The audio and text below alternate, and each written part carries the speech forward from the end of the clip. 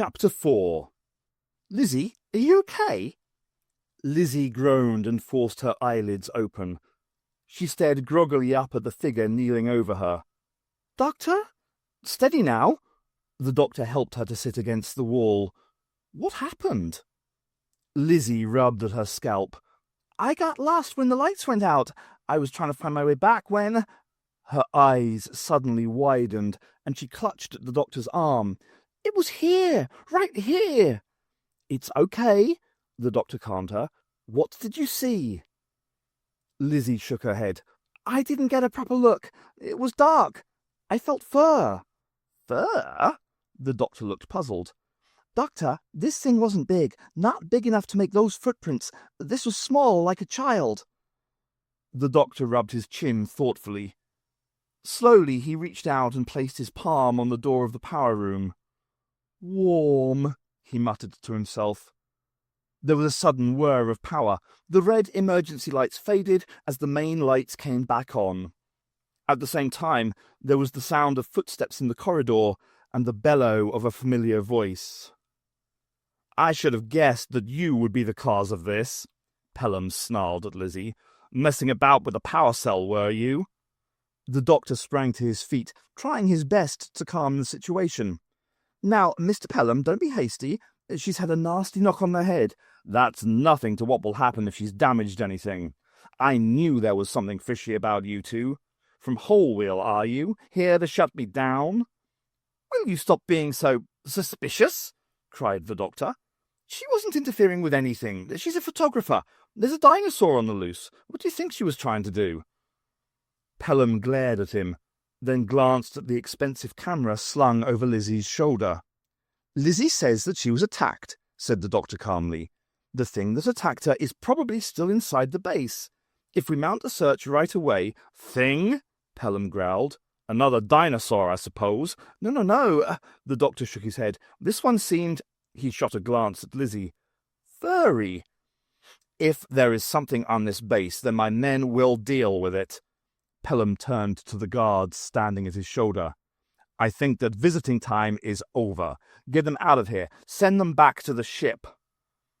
That's not going to be possible just yet, said Matt nervously. We can't get the helicopter airborne until the storm is over. That could be several hours according to weather control. Then lock them up somewhere, shouted Pelham. Just keep them out of my way. I've got a meeting with the scientific team and I don't want to be disturbed. With that, Pelham spun on his heel and swept back down the corridor. Matt glared at the doctor and Lizzie in irritation. He held out his hand. Your scanning device, please, Doctor, just as a precaution.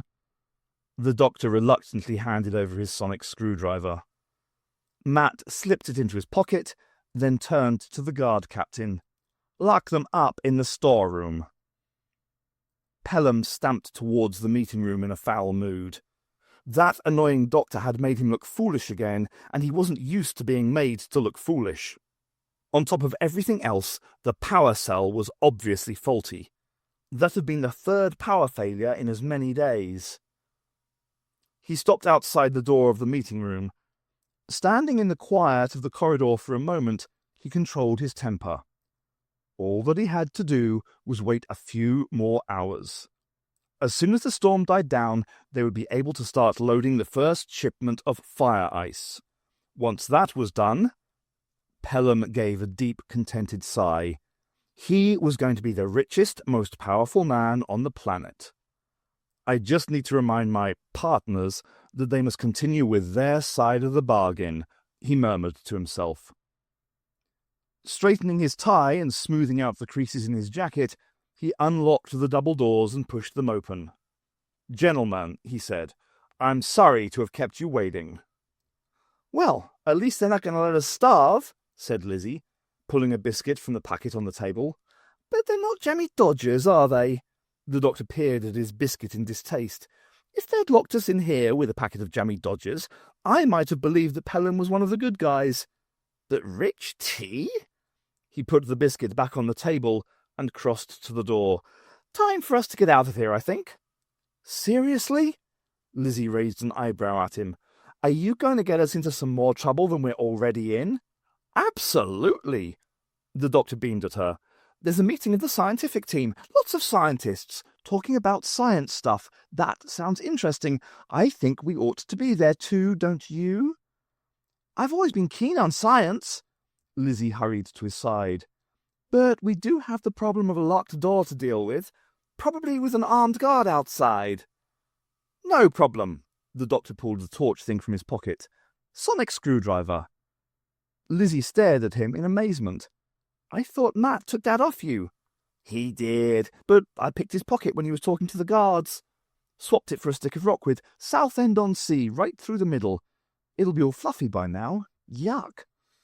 Okay, that takes care of the door. What about the guard?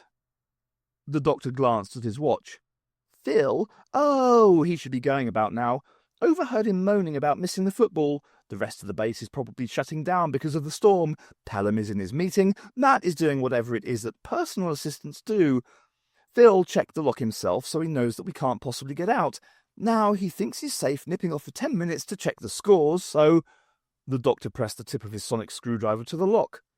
There was a whine and a flare of green light, and the door swung open. Grabbing Lizzie by the hand, the doctor crept out into the dark, empty corridor. Finding where Pelham was holding his meeting wasn't that difficult. They just followed the shouting. Pelham's voice rang down the empty corridors. The doctor guessed that most of the staff were just trying to keep out of his way. Pressing in ear to the door of the meeting room, the doctor tried to listen to what was being said. Pelham's voice was easy enough to make out, but there was something strange about the voices of the other people in the room, something that seemed familiar to him.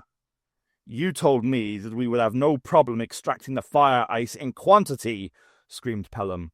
We had an agreement. If I find that you have gone back on that agreement, then you know what will happen. Think about that.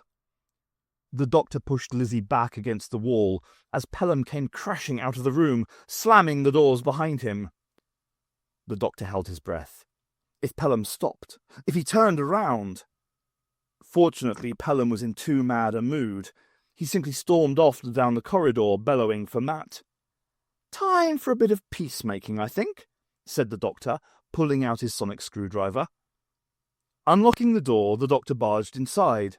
Sorry to interrupt, but I couldn't help overhearing, and it sounds to me as though you could use a good trade union... The doctor tailed off, staring in disbelief at the assembled scientists. From behind him, Lizzie gave a little gasp. Bright, intelligent eyes stared from delicately scaled faces. Elegant crests and fins jutted from the hairless heads. The scientists weren't human. What are they? Asked Lizzie in amazement. The doctor couldn't keep the surprise from his voice. They're Silurians.